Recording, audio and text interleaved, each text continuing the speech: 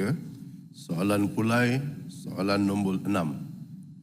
Silakan Menteri di Jabatan Perdana Menteri untuk menjawab. Terima kasih, Dato' Ketua.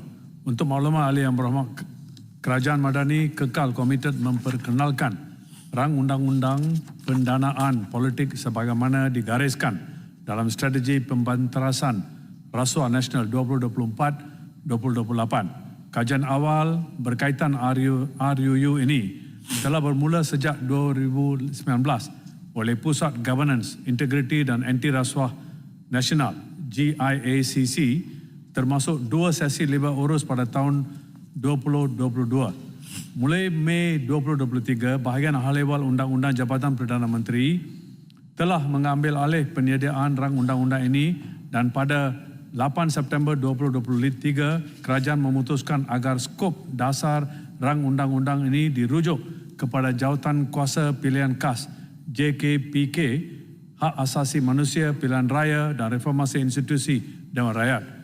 Susulan daripada itu, JKPK telah mengadakan 3 siri mesyuarat bagi meneliti parameter dan carangan dasar rang undang-undang ini.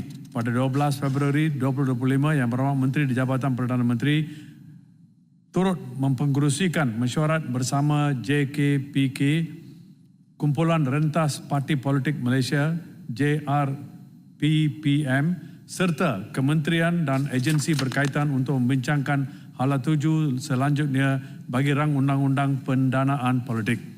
Untuk makluman lanjut, ahli yang berhormat, dalam usaha mengubal rang undang-undang ini, bahagian hal ehwal Undang-Undang Jabatan Perdana Menteri telah mengadakan sebanyak 20 siri sesi libat urus SLU bersama pihak berkepentingan pada peringkat akar umbi. Daripada jumlah itu, 12 siri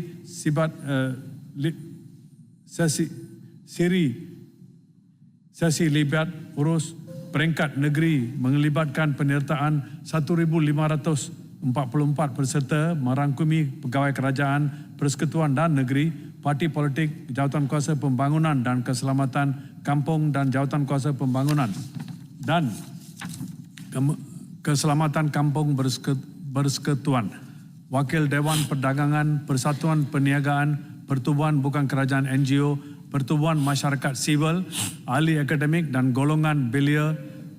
Jelajah SLU ini bertujuan untuk mendapatkan pandangan dan input akar umbi terhadap cadangan dasar rang undang-undang ini. Antara maklum balas utama yang diterima meliputi isu pendanaan awam bagi parti politik, keperluan pendedahan laporan kewangan parti kepada umum, hak sumbangan yang dibenarkan, serta kategori penderma yang boleh atau tidak boleh memberikan sumbangan.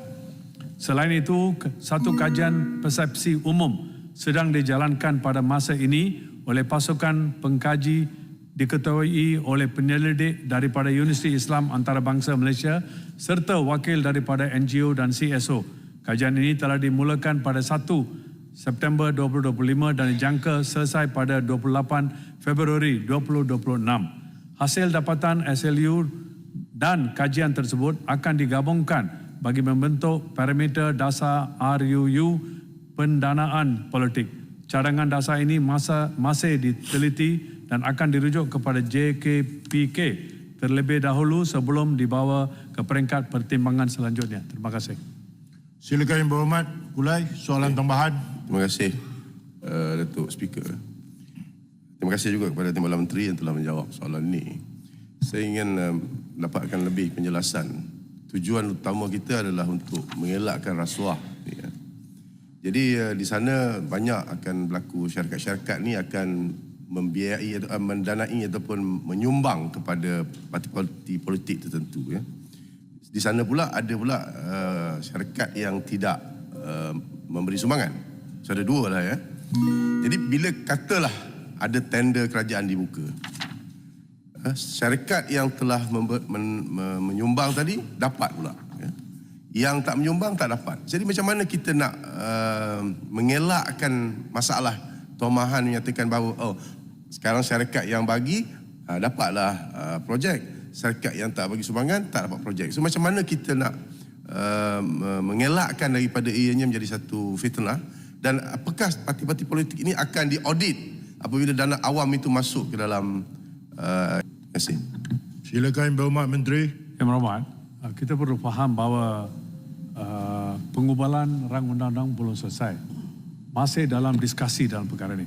Tetapi saya setuju kepada Yang Berhormat, persepsinya adalah bila adakah pihak yang menyumbang mendapat memperoleh kontrak dan sebagainya. Ini adalah satu di antaranya the core issue kenapa rang undang-undang ini telah sedang dibuat supaya mengatasi persepsi yang sedemikian dan juga mengelak pihak-pihak yang menyumbang wang kepada parti-parti politik atau individu atau yang tidak menyumbang, yang menjadi persepsi bahawa kerana mereka menyumbang, mereka mendapat kontrak dan sebagainya. Kita juga melihat kepada negara-negara lain di mana ada rang undang-undang yang setarafnya, di mana ia merangkumi semua aspek dan telah berjaya dalam beberapa dekad ini. Maka ini adalah dalam session yang last ini, dan saya percaya perkara yang dikatakan oleh Yang Berhormat akan diambil kira dan tindakan susulan akan dibuat tak lama lagi. Terima kasih. Apa yang dibangkitkan Yang Berhormat pula itu very relevant dengan izin. We should look into it. Baik, berikutnya saya silakan Yang Berhormat. Ya. Besut. Terima kasih Datuk Yang di-Pertua. Kita memang Menteri, memang serius ya? Memang serius nak buat ya? Okey. Sekarang ni, saya nak pastikan sama ada kerajaan ni boleh bagi komitmen tak? Ya? Untuk berlaku adil kepada semua parti politik. Jangan digunakan terhadap pembangkang. Dia tak bagi keadilan kepada pembangkang. Itu yang saya nak. Okey. Dalam perkara ini, saya nak sentuh sedikit berkenaan apa yang disebut tadi ya, dari segi dapat bagi sumbangan, dapat projek. Dalam perkara ini saya cadangkan kontraktor yang aktif kerajaan. Ya. Soalan Yang Berhormat. Inilah cadangan. Soalan tadi saya dah beritahu ada tak komitmen untuk berlaku adil. Cuma saya kaitkan dengan apa yang disebut oleh Pulai tadi berkenaan dengan kontraktor aktif kerajaan ni, kalau boleh kita jangan terima terus dia punya sumbangan, sebab kalau tidak akan ada amalan dari segi amalan memberi pengaruh dipanggil. Jadi kita kena terus jangan terima. Contoh, okey? Contoh kita bagi yang cepat kaya yang dapat projek kerajaan dalam masa terdekat berjuta-juta, berbilion. Jadi yang inilah kita nak elakkan, dan juga daripada syarikat luar. Soalan. Satu, ya. Itu soalan tu. Jadi daripada syarikat luar tu, contoh NED.